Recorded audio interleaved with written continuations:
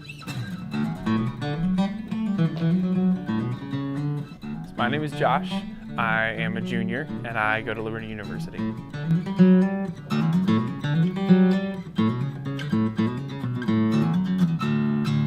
I can't really place a particular moment when I realized that this is where I wanted to be.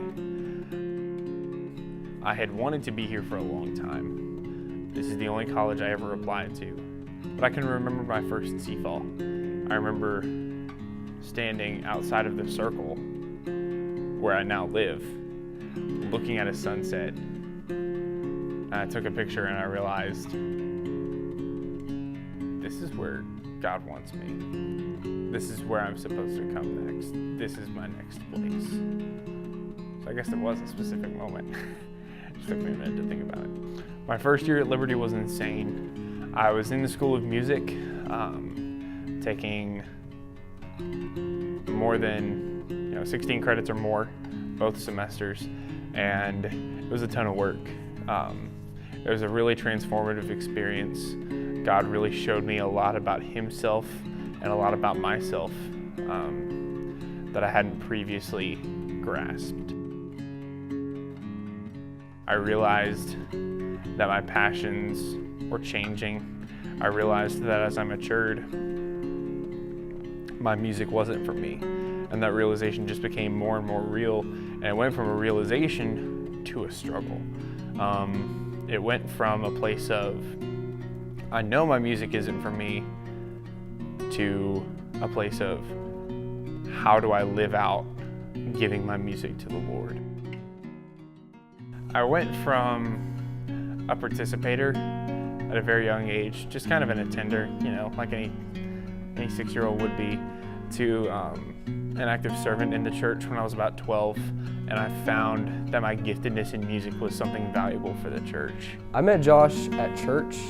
We had this youth group program called Chi Alpha, it means Christ First. It was a prison ministry kind of thing where we'd go as a show choir and we'd dance and sing for the prisoners and then share the gospel with them. And so I was in close proximity on the stage to Josh most of the time, and so we became friends there. For a while, the attention was my reward. I was very selfish in my early years of being on stage, and it's still a struggle I have to actively come against. I definitely tended to be proud of my abilities because I'm good at what I do.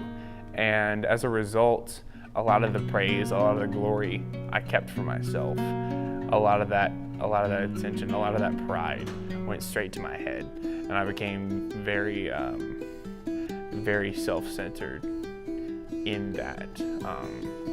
Because I finally had something that people appreciated. I finally had something that people were impressed by.